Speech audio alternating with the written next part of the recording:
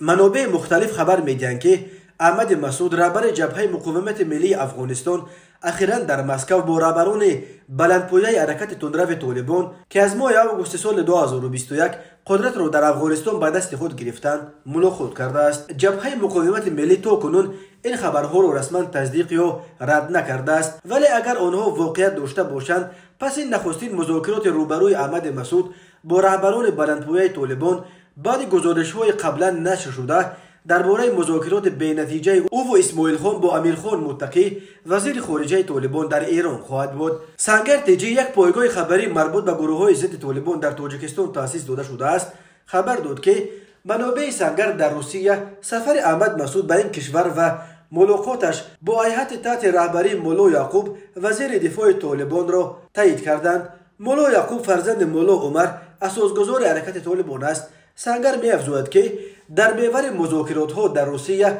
آینده افغانستان و چگونگی آن قرار داده شده است و اما شارع و ژورنالیست روس اندری سرنکا که در کانالش در تلگرام از قول سه منبع علایده افغانی خبر داد که بنا به سر و صداها به دستشون رسیده در مسکو با میانروی روسیه مذاکرات بین هیئت‌های طالبان و جبهه مقاومت ملی به خاطر گویا تهیه متن سازشنامه صلح بین طالبان و این جبهه جریان دارد و گویا هیئت مقاومت را خود احمد مسعود رهبری میکند. به گفته یکی از همصحبتان سرنکا یک نفر مانند به سردار اداره جاسوسی طالبان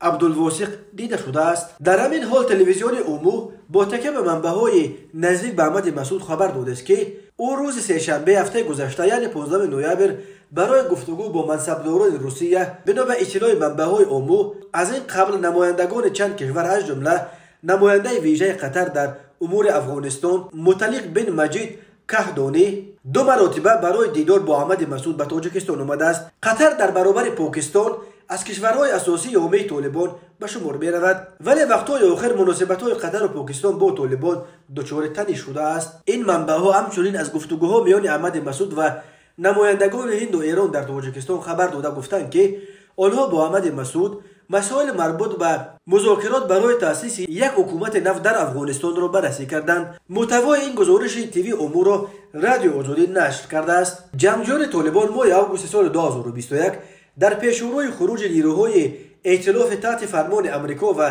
ناتو در بین همگی چند روز و تقریبا بدون کدام مقاومت جدی از جانب نیروهای قبلی توانستند قلمرو افغانستان را قریب به پورگی زیر نظارت خود درآورده